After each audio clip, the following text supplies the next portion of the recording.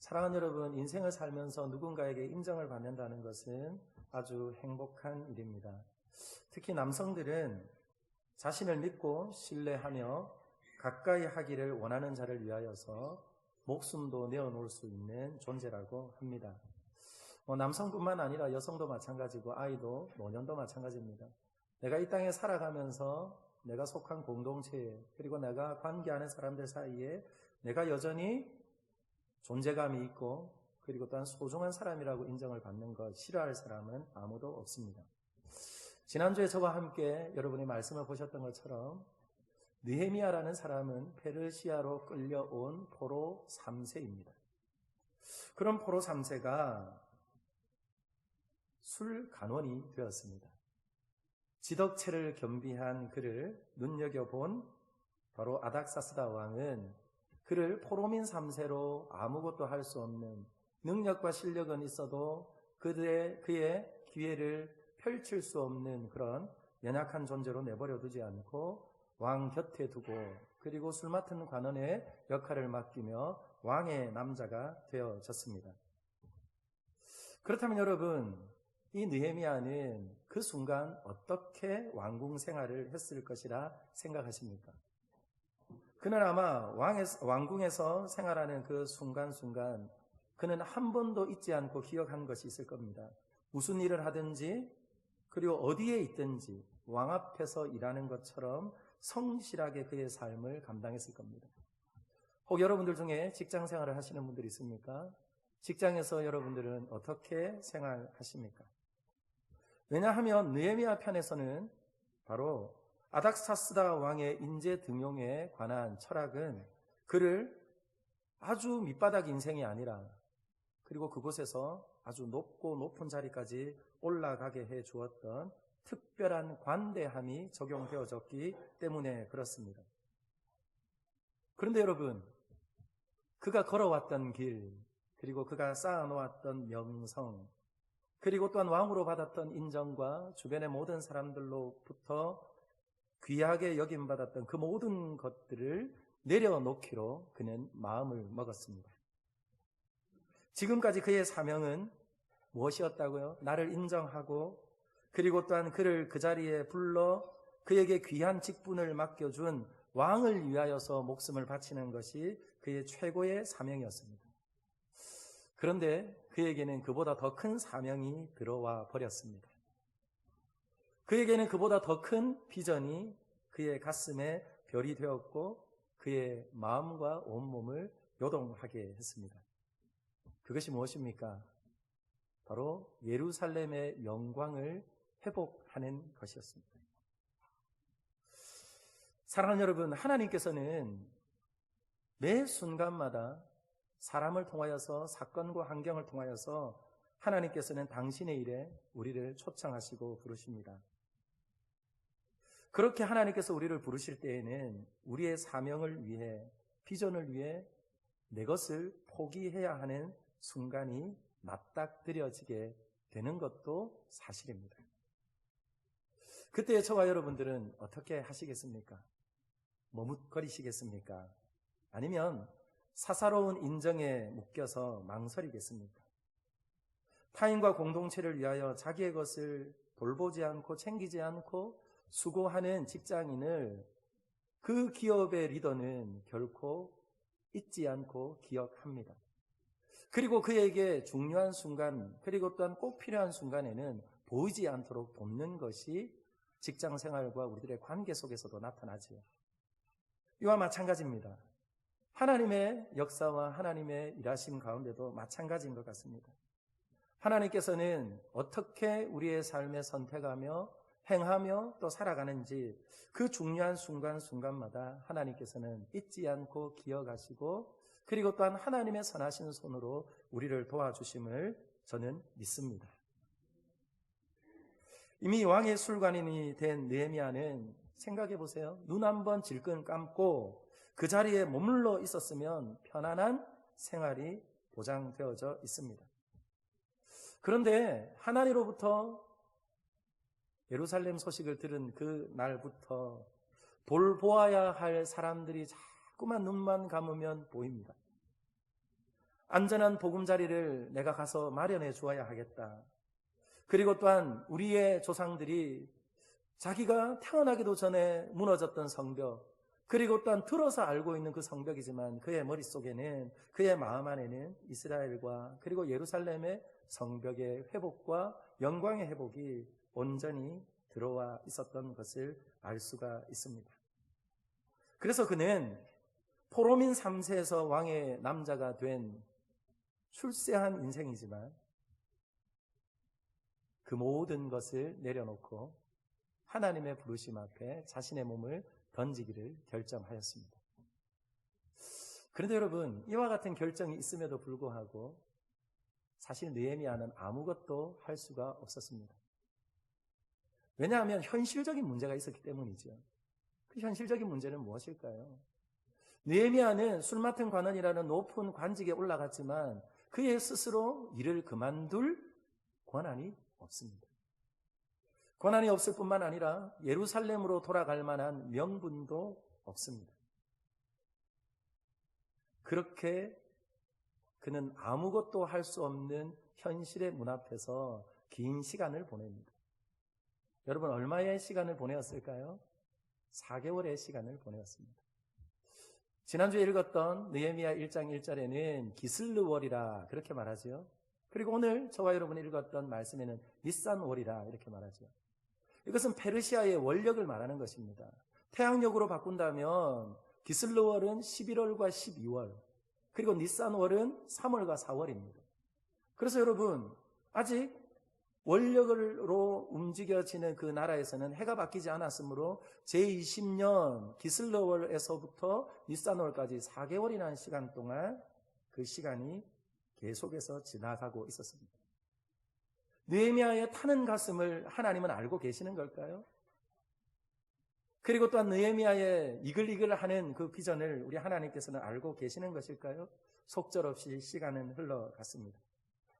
그러면 여러분, 이렇게 4개월이 지나는 동안에 왜 느헤미야는 아닥사스다 왕을 비로소 4개월이 지난 다음에 만나게 된 것일까요?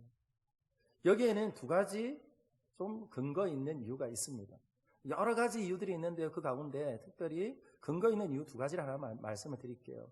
그 당시에 왕을 위하여서 술 맡은 관원은 한 사람이 아니라는 거죠.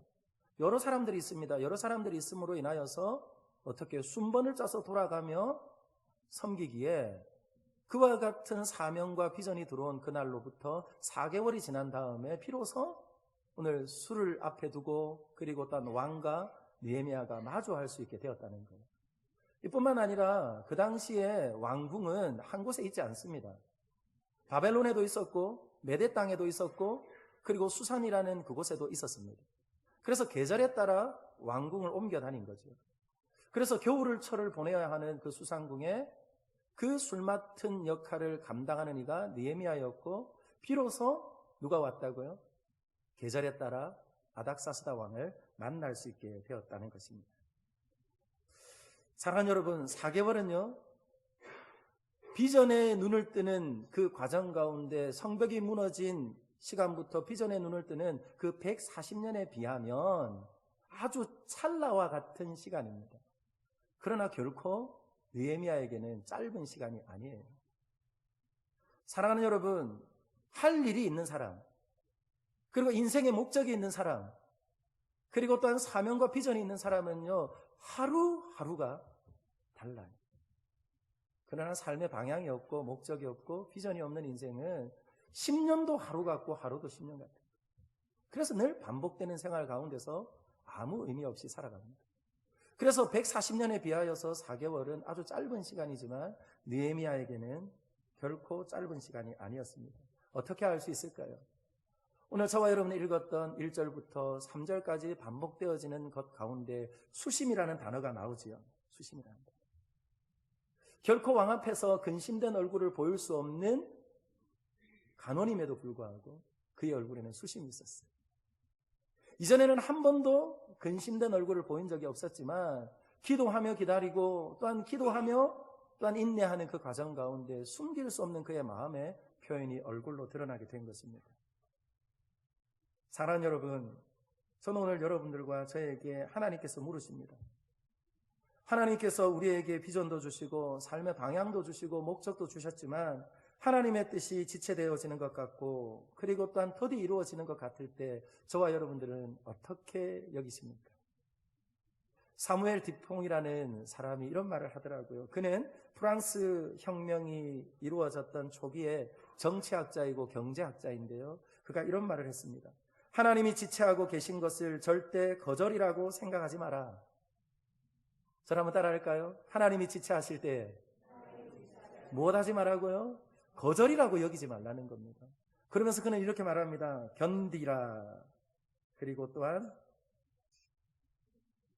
인내하라. 그렇게 말하면서 인내야말로 가장 훌륭한 재능이다. 그렇게 말하죠. 사랑하는 여러분, 응답되지 않은 기도 앞에서 좌절하지 말고 그리고 또한 거절이라 말하지 말고 저와 여러분들이 인내하며 기도하며 또한 하나님의 선하신 손을 경험하는 저와 여러분들이 되기를 예수님의 이름으로 축원합니다. 느헤미야는요 그와 같이 하나님 앞에서 기도하며 4개월이라는 긴 시간을 보낸 거예요. 그럼에도 불구하고 그의 마음 안에 타는 마음은 숨길 수 없고 그리함으로 그의 얼굴에는 한 번도 보여진 적이 없는 얼굴빛이 오늘 왕의 눈에 보여지게 된 것입니다. 그런데 오늘 이 말씀 안에는요 참 재미난 이미지가 있어요. 그 이미지가 무엇이냐면 포도주라는 것과 수심입니다. 여러분, 포도주가 있다는 것은 어떤 의미가 있을까요? 기쁨입니다. 흥이 있다는 거예요. 그리고 또한 그 자리는 지금 편안하고 그리고 여유 있는 자리라는 거예요. 그런데 편안함과 기쁨과 여유가 있는 그 자리에 얼굴빛이 수심이 가득한 이가 있습니다. 그가 누굽니까? 느헤미야예요. 굉장히 재미난 이미지지요. 그런데 오늘 이 이미지를 통하여서 무엇입니까? 아닥사스다 왕과 느헤미야는 만남을 갖게 됩니다. 그죠? 포도주. 그리고 또한 그 만남으로 인하여서 대화가 진행되지 않을 수도 있음에도 불구하고 오늘 느헤미야의 얼굴에 수심은 무엇을 자극합니까? 아닥사스다 왕의 궁금증을 유발케 하고 질문케 되어지는 것이지요. 2절 말씀입니다. 2절 말씀 제가 한번 읽어볼게요. 왕이 내게 이르시되 내가 병이 없거늘 어찌하여 얼굴에 수심이 있느냐? 이는 필연 내 마음에 근심이 있음이로다 하더라. 그때 내가 크게 두려워하여. 아멘. 사랑하는 여러분, 이전에는 한 번도 그런 적이 없어요. 그런데 오늘 느헤미야 얼굴에는 근심이 가득합니다.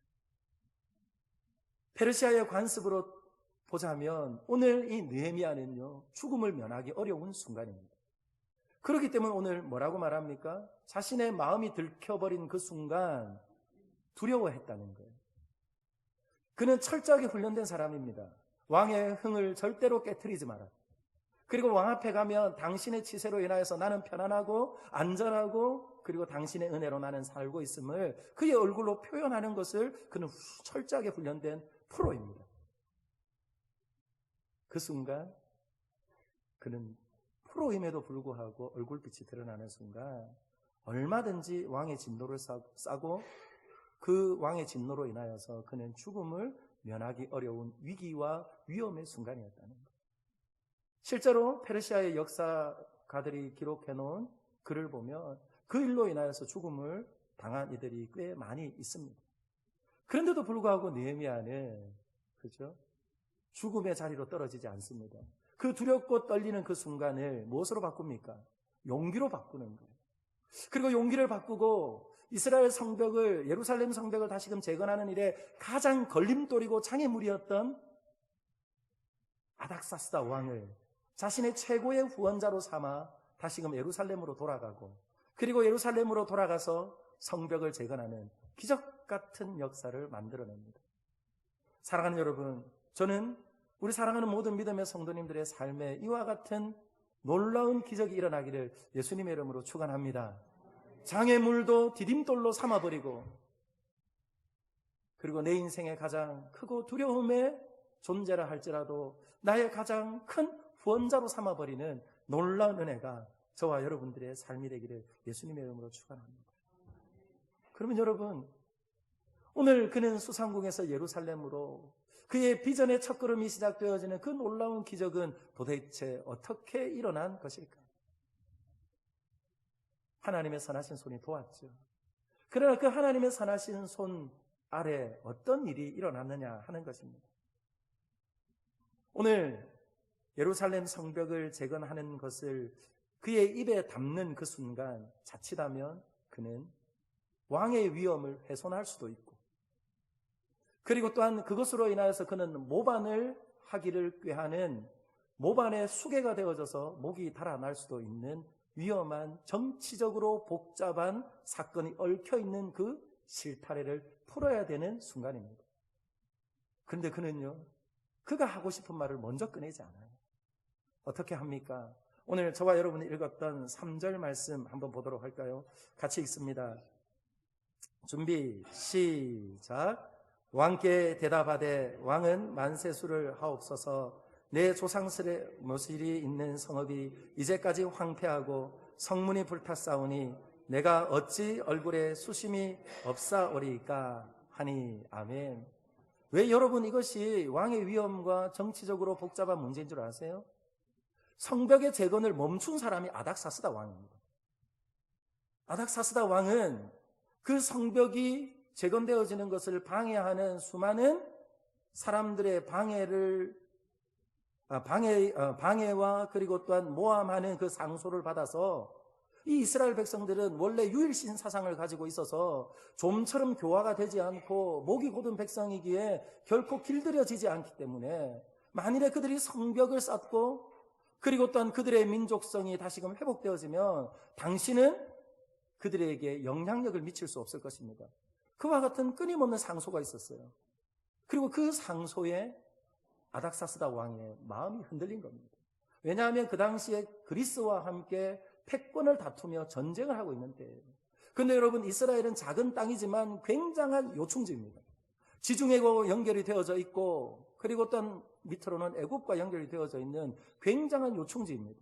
그런 요충지에 여러분 생각해 보세요. 반란이 일어난다면, 모반이 일어난다면 누가 가장 큰 손해를 보게 되겠습니까? 바로 아닥사스다 왕이 손해를 보는 거예요. 그래서 그는 조서를 내려서 그들에게 명하였습니다. 에스라서 4장 17절 말씀인데요, 제가 읽어드리겠습니다. 왕이 방백 르훔과 서기관 심세와 사마리아에 거주하는 그들 동관들과 강 건너편 다른 땅 백성에게 조서를 내리니, 조서를 내리면서 하는 말을 들어보십시오. 21절입니다. 이제 너희는 명령을 전하여 그 사람들에게 공사를 그치게 하여 그 성을 건축하지 못하게 하고 내가 다시 조서를 내리기를 기다리라. 아멘.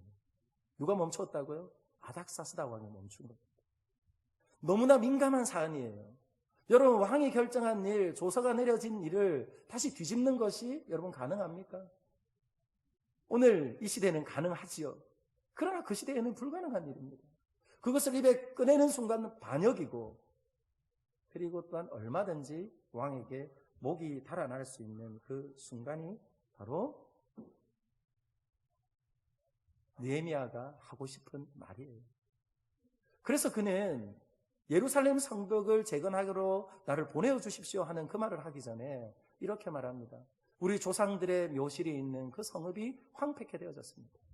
그러면서 누구와요? 아닥사스다의 마음을 사게 되는 거예요. 그러면서 공감이 일어나게 되어집니다. 왜냐하면 페르시아도 그리고 또한 그 고대의 근동은 바로 조상의 묘실을 잘 모시는 것이 무엇하는 것일까요? 현 세대가 복을 받는 것이라는 것을 그들은요 뼛속까지 새겨두고 살았어요. 그렇기 때문에 그들의 마음을 움직이는 것은 다른 것이 아닙니다.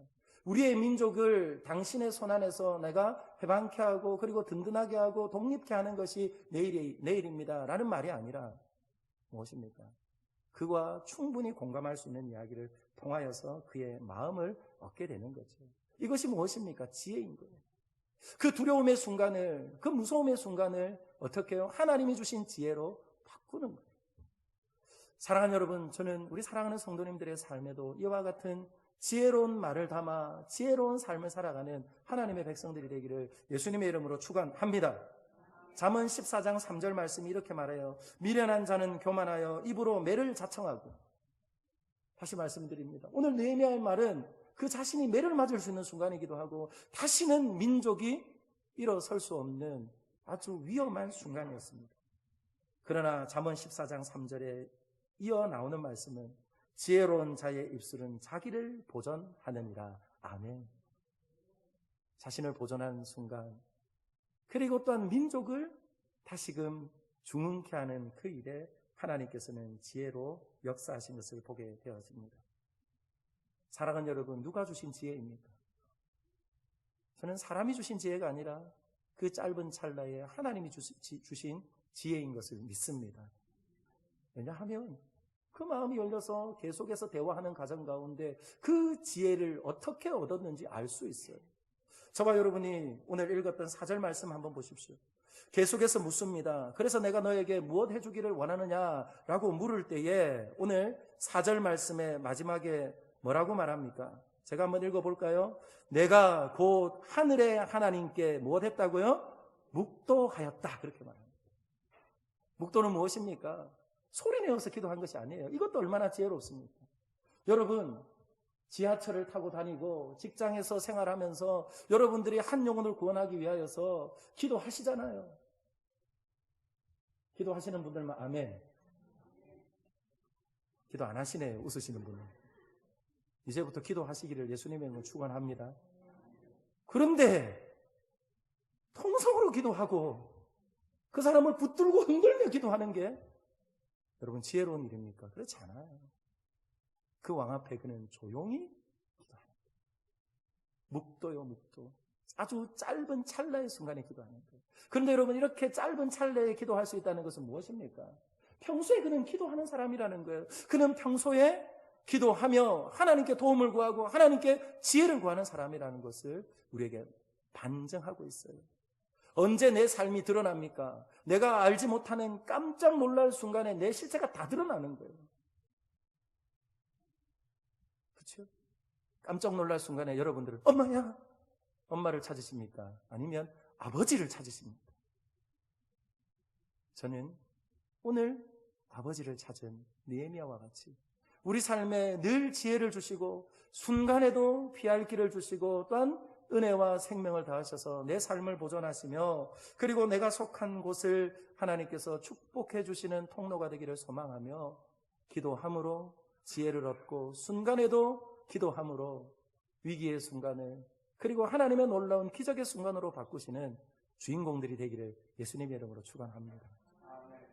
그 놀라운 은혜가 오늘 누구에게 부어집니까? 바로 느헤미야에게 부어집니다. 그러므로 여러분 기억하십시오. 더욱 자신을 낮추며 지혜롭게 말합니다. 왕의 은혜로 종을 조상의 성읍으로 보내셔서 성읍을 건축하게 해주십시오. 오늘 그가 하고 싶은 말이 마지막에 나오잖아요. 이 말은 무슨 말입니까? 내 안에는 이러한 소망이 있습니다. 그러나 당신이 허락해 주지 않으시면, 당신이 내 길을 열어주지 않으시면 나는 절대로 갈 수 없습니다. 앞에서 시작하면서 말씀을 드렸죠. 인정받고 싶어요. 모든 이들은 인정받고 싶습니다. 리더의 아래에 있는 팔로워들도 리더의 인정을 받고 싶을 뿐만 아니라 리더 역시 인정을 받고 싶어요. 여러분 오해하시면 안 됩니다. 왜 나를 인정해 주지 않느냐가 아니라 여러분 뒤집어 보세요. 나는 그 리더를 인정하고 있는지. 이것이 지혜인 것입니다. 이것이 삶의 순간순간마다 우리의 삶에 필요한 지혜인 거예요. 우리는 하나님을 섬긴다고 말하며 무엇입니까? 내 가까이 둔 리더들을 때때로 무시할 때가 있어요.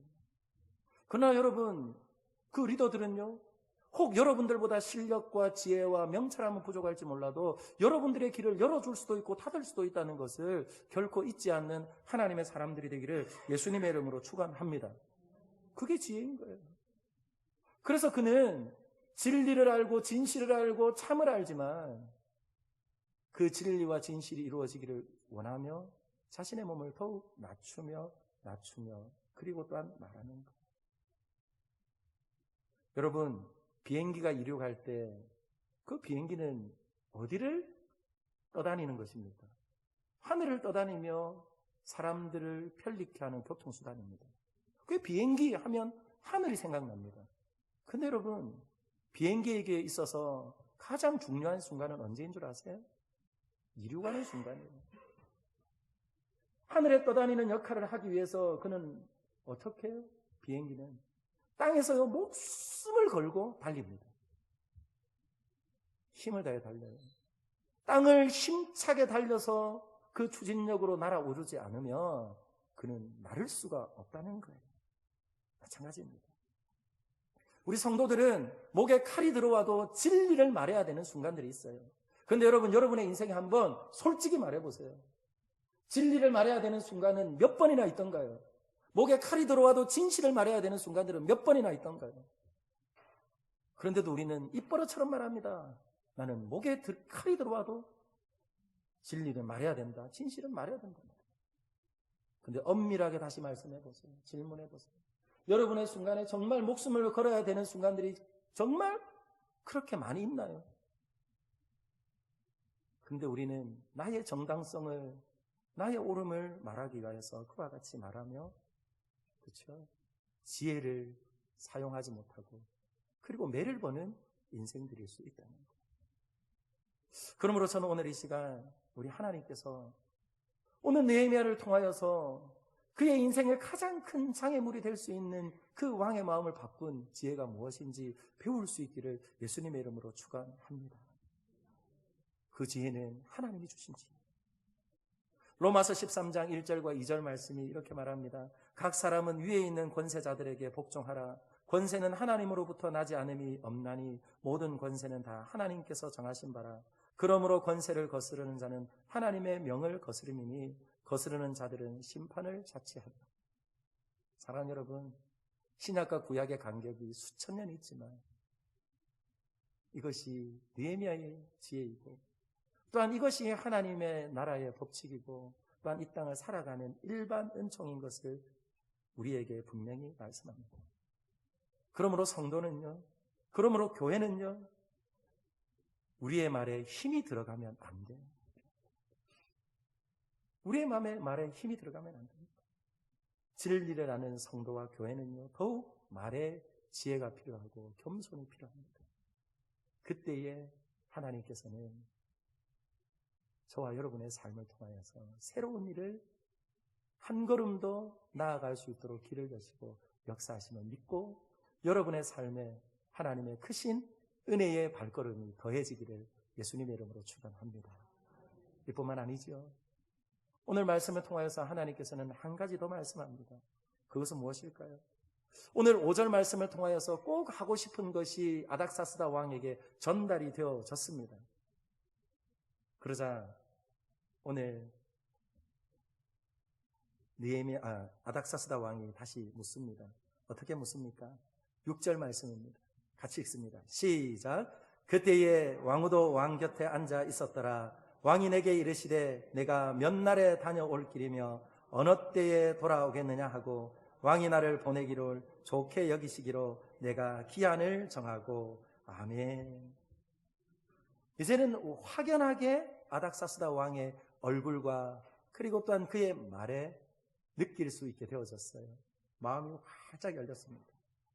그 순간 오늘 느헤미야는 어떻게 합니까? 그는요 상세하게 그에게 이야기합니다. 먼저 저는요 주목하고 싶은 것이 있어요. 공사의 기간은 얼마나 걸리냐, 그리고 오고 가는 기간은 얼마나 걸리냐. 그 말 안에는요 이런 마음이 있지 않겠습니까? 느헤미야야, 너는 그 땅에 지금 꼭 필요한 사람이라는 것을 내가 공감한다. 그러나 너는 내게도 꼭 필요한 사람이다. 언제 돌아올 거냐? 그리고 그 공사는 언제 마쳐지는 것이다. 그렇게 오늘 느헤미야에게 아닥사스다 왕이 묻는 거예요. 그러자 아닥사스다 왕 앞에 느헤미야는요 조금도 망설이지 않습니다. 왕이요, 무슨 말을 합니까? 제가 이야기를 들어보니까 그 성의 형편이 정말로 형편없는데 내가 가봐야지 알죠. 그렇게 말하지 않아요. 가봐야 알죠. 그렇게 말하지 않아요. 어떻게 말합니까? 공사 기간은 어느 정도 걸립니다. 그리고 나는 어느 때면 돌아올 수 있습니다. 그리고는 심지어는 그에게 구체적으로 어떤 도움이 필요한지 말해주는 거예요. 당신이 그와 같이 요구하니 이와 같이 나를 도와주시면 나는 정확하게 그 기간에 맞춰서 돌아올 수 있습니다. 나는 목재가 필요하고 그리고 또한 각 관문을 통과하며 그곳에 도착하는 과정 가운데 끊임없이 나를 신문하고 나의 걸음을 멈추게 하는 이들이 있을 텐데 당신이 글 한 장만 써주시면, 편지 한 장만 주시면 나는 신속하게 그곳으로 다 일을 마치고 돌아올 수 있습니다. 그렇게 구체적으로 상세하게 말하는 거예요. 느헤미야는요, 기도만 하고 있지 않았습니다. 기도만 하고 있지 않았습니다.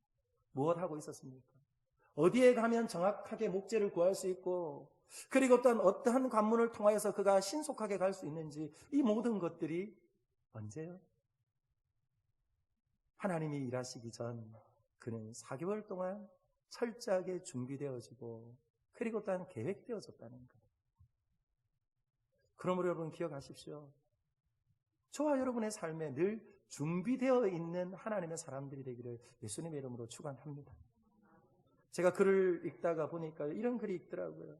변화를 주도하는 리더, 변화를 주도하는 사람, 성공하는 사람, 이런 사람들은요, 3가지 요인이 있답니다. 사람마다 기질이 다 다르잖아요. 사람마다 배움이 다 다르잖아요. 그런데 그 배움과 기질은 다 다르지만, 그리고 환경과 상황은 다르지만, 성공하는 이들에게는요, 3가지 요인이 분명하게 있다는 거예요. 그 첫 번째는 도구입니다. 그리고 2번째는 뭘까요? 기술입니다. 그리고 3번째는 물때래요, 물때. 여러분 3가지가 필요합니다. 저는 저와 여러분의 삶에 이 3가지 성공 요인이 반드시 하나님이 주시는 놀라운 은총이 있기를 예수님의 이름으로 축원합니다. 그런데 이 3가지 중에 2가지는요, 여러분 내가 만들 수 있는 거예요.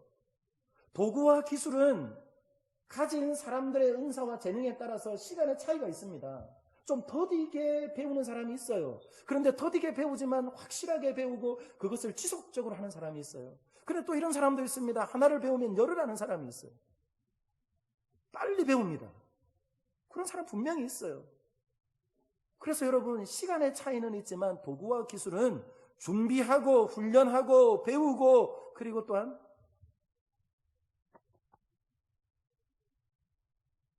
경험되어지면 내가 얼마든지 준비할 수 있어요. 그런데 여러분, 물때는 내가 준비하지 못합니다. 물때는 내가 준비하지 못합니다. 여러분들 중에 물때를 준비하실 수 있는 분이 있나요? 물이 빠지고 나가면 조개를 캐기 위해서 그 물이 들어오고 나가는 그 시간을 사람이 조정할 수 있나요? 아니요. 그러나 물이 빠지고 나면 들어가서 건져낼 수 있는 도구와 기술은 내가 준비할 수 있다는 거예요. 그러므로 인생에 있어서 제일 어리석은 사람이 어떤 사람인 줄 아세요? 기회가 오지 않는다고 불평하는 이가 아니라 기회가 왔음에도 불구하고 그것을 붙잡지 못하는 인생이 가장 어리석은 인생이에요. 그리고 나서 그런 사람들은요, 세월이 많이 지난 다음에 이렇게 말합니다. 내 인생에 수많은 기회가 있었다. 여러분, 수많은 인생의 기회가 있었지만 붙잡았다는 말입니까? 붙잡지 못했다는 이야기입니다. 붙잡지 못했다는 이야기죠. 그러므로 저는 오늘 이 시간 우리 성동제일교회와 사랑하는 우리 성도님들에게 하나님의 음성이 들려지기를 소망합니다. 저는 우리 사랑하는 성동제일교회가 다시금 부흥케 되기를 소망합니다. 우리 성동제일교회에 다시금 어린 생명들이 차고 넘치기를 소망합니다. 다시금 우리 장년들이 재생산되어지고, 그리고 또한 그리함으로 인하여서 즐거이 우리의 삶을 하나님 앞에 내어드려도 조금도 후회함이 없고 아깝지 않은 그런 교회가 되기를 예수님의 이름으로 축원합니다. 그러나 그때를 위하여서 우리는 기도하고 준비하지만 그때는 누가 주신다고요? 주님이 주시는 거예요. 주님이 주시는 거예요. 그러면 우리가 할 수 있는 일은 무엇입니까? 그때를 위해서 준비하는 거예요. 어제 우리 전도위원들과 함께 이제 전도의 일들을, 공식적인 우리 거점 전도의 일들을 마감하면서 함께 식사를 나누었어요. 식사를 나누고 함께 차를 마시는 시간에 여러 이야기들 가운데 앞으로 우리 전도는 어떻게 될 겁니까? 그렇게 묻더라고요. 여러분, 우리의 전도는 어떻게 되어야 됩니까? 주님 오시는 날까지 계속되어야 되는 줄 믿습니다. 토요 전도뿐만 아니라 제가 말씀드렸어요. 우리는 평일에도 전도했으면 좋겠습니다. 수요일날 예배를 마치고 돌아가며 전도하고, 주일날 예배를 드리러 오다가도 전도하고 가다가도 전도하고. 이뿐만 아니라 어떤 분은 또 그렇게 묻더라고요. 앞으로 또 우리 교회 학교에 대해서 또 묻더라고요. 저는요, 분명합니다. 어떻게 우리가 다음 단계로 나아가야 할 것인지. 다른 것이 무엇입니까? 아이가 없는 것이 아니라 우리가, 그렇죠? 받아낼 수 있는 그릇이 어떻게 준비되어져 있는가. 그래서 저는요, 한 걸음 한 걸음 준비하려고 해요. 그러니까 이런 말씀들을 하시더라고요. 차가 없어서 아이들이 오지 못한대요. 근데 여러분, 놀라운 일이 일어났잖아요, 벌써. 어떤 일이 일어났습니까? 차량을 운행하시는 그 집사님이 자원하여서 또 섬겨주시기를 시작했어요. 그리고 나서 여러분, 운행을 하고 있습니다. 그러면 이제는 무엇이 필요할까요? 오래된 차로 인하여서 아이들을 그곳에 맡기는 것이 불안해요. 그리고 또한 비탈길, 이제 또 추워지지요? 그러면 그곳을 다니는 것이 어려워집니다. 그래서 우리는 또한 무엇을 위해서 기도합니까? 여러분들은 기도 안 하시는지 모르지만 저는 기도해요. 하나님, 오래된 차도 새로워지게 해주십시오. 제가 너무 속되게 기도하나요? 아니요. 그렇게 기도합니다. 그런데 여러분, 주실 것 같아요. 할렐루야? 무엇입니까? 하나님이 주시고 하나님이 만들어주시고, 그리고 만들어주시면 어떻게 하는 거예요? 우리는 다니면 되는 거죠. 그리고 또한 하나님의 한 생명을 놓치지 않기 위하여서 한 걸음 한 걸음 순종하며 가면 되는 것이죠. 그와 같은 구체적인 한 걸음 한 걸음 다음 걸음이 있음으로 인하여서 하나님께서는요, 우리에게 주신 비전과 꿈이 허황된 꿈이 아니라 어떻게 되어지는 것이라고요? 하나님의 그림을 맞추어가고 조각을 맞추어가는 하나님의 역사가 되게 하시는 놀라운 은혜가 있을 줄 믿습니다. 우리는 재직 세미나를 오늘 오후에 준비합니다. 혹 여러분들 중에는 왜 없던 재직 세미나가 있나, 또 이런 생각하시는 분 혹 있습니까? 근데 저는요, 간간히 여러분들의 말을 들었어요. 재직 세미나가 있으면 좋겠다. 그리고 재직 세미나를 한 지가 오래가 되었다. 그래서 재직들이 무슨 역할을 해야 하는지, 어떤 사명을 감당해야 되는지 모르겠다. 그래서 여러분, 새해가 되면 재직 세미나를 하는 것이 아니라 연말에 재직 세미나를 하고, 그리고 하나님 앞에 다시 한번 헌신을 결단하고, 그리고 또한 하나님께서 우리에게 부르신 봉사일의 자리에서 함께 섬기기를 소망하면서 재직 세미나를 준비했어요. 그리고 재직 세미나를 준비하면서 여러분들에게 봉사의 신청서도 함께 나누어 드리고, 그리고 재직의 서약서도 함께 만들었습니다. 여러분들 중에 왜 그런 걸 자꾸 만드냐고 또 말하지 마세요. 무엇입니까, 여러분? 이제 우리는 없었던, 그죠, 다음 걸음들을 위하여서 하나하나 단계를 만들어가는 거예요. 지금 그런 것 아무것도 필요 없습니다. 솔직히 말씀드려서 우리 교회 사이즈에, 또 우리 교회 모양에는요, 그런 거 다 필요 없습니다. 그러나 해야 되는 이유는 무엇일까요? 하나님께서, 그렇죠? 조문을 통하여서 물밀듯 사람들이 들어오고, 그리고 또한 여러분들의 섬김과 나눔을 통하여서 하나님께서 부흥의 날을 다시금 주실 때에 우리의 마음을 기경하시고, 그리고 또한 예배를 회복하시고, 그리고 또한 우리들의 사역과 섬김을 회복하시며 하나님께서 이 지역사회의 동네 교회로 분명하게 자리매김하시는 그때에, 여러분, 그때에 어떻게 하시겠습니까? 그때에 준비하시겠습니까? 아니요. 그러므로 여러분, 젊은 목사가 별난 것이 아니라 여러분들과 함께 그 길을 가야 하고 가야 하는 길이기에 여러분들에게 익숙하지 않지만 한 걸음 한 걸음 걸어가는 겁니다. 저는 오늘 이 시간 우리 사랑하는 성동제일교회에게 부탁합니다. 여러분, 오래 기다리셨잖아요. 지금도 기다리시잖아요. 앞을 보고 뒤를 보고 좌우를 보아도 좀처럼 달라지지 않을 것 같은 우리들의 형편을 보면서 하나님, 우리의 기도에 귀를 닫으셨나? 거절하셨나? 혹시 여러분들이 그렇게 여기시며 낙심한 분들이 있습니까? 아닙니다. 하나님의 때가 아직 오지 않은 것입니다. 그러므로 저는 오늘 이 시간 수산궁에서 예루살렘으로 옮겨간 것은 그냥 장소의 이동이 아니라 하나님의 크고 놀라운 하나님의 나라의 역사를 다시금 그 땅에 시작하기를 소망하시며 하나님의 위대한 발걸음이 한 걸음 옮겨진 그 배후의 하나님의 역사를 여러분들이 보시고, 느헤미야가 회상하며 이렇게 말합니다. 그때에 하나님의 손이 나를 도우셨다. 하나님의 손이 저와 여러분들을 도우심으로 하나님의 크고 비밀한 일에, 그리고 또한 하나님의 영광스러운 일에, 그 역사의 한 줄과 한 페이지에 혹 점을 찍는 인생이라도 하나님의 손에 붙들리고, 그리고 또한 하나님의 위대한 역사에 함께 동참되어지는 아름답고 복된 믿음의 권속들이 되기를 예수님의 이름으로 축원합니다.